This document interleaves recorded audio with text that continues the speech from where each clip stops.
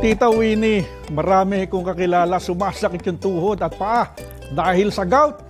Mahilig sa chicharon. Ano ba, ano ba winning diskarte para maremedyohan ito? Ay, nako kuyang, madalas unhealthy lifestyle ang pinagmumulan niyan. Sabi sa website ng Philippine Rheumatology Association, mahigit 1 milyong Pilipino na ang apektado ng gout. Namamaga ang mga tuhod, paa at iba't ibang parte ng katawan. Aray ko, baka may gout ka na. Tulad ni Doc Brian na 10 taon nang nilalabanan ng mapanakit na gout. Aminado si Doc na overweight siya noon. Every time I step, namimilipit ako talaga sa sakit. So, yan, nakakapag-absent ako. Sa work, ganyan din ang nangyayari sa akin. Uma-absent ako dahil sa gout. At dahil hirap siyang kumilos, doon na siya nagpasyang magbago ng lifestyle. Kaya ang resulta, Hindi ko na-experience na yung gout. And eto pa, bonus, sumeksi ako. Imagine mo from obese to down to a normal weight. And very active ako ngayon. kaya ngayon, isa na siya sa nagsusulong ng tamang nutrisyon para labanan ng mga sakit tulad ng gout.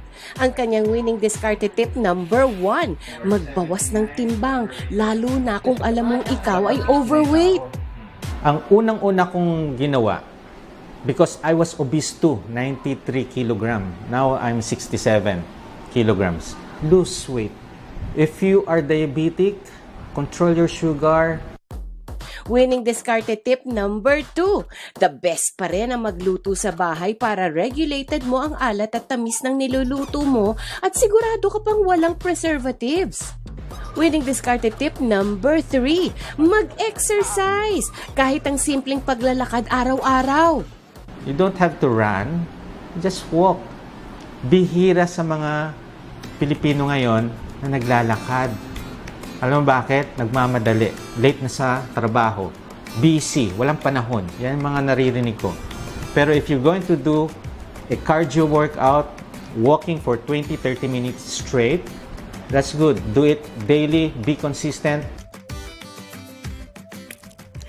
Yon! Eto pa mga ating mga kuya nga, iwasan din ang pag-inom ng alak. At make sure, sabi nga ni Doc, maisama sa routine ang pag-eehersisyo. Walang toma!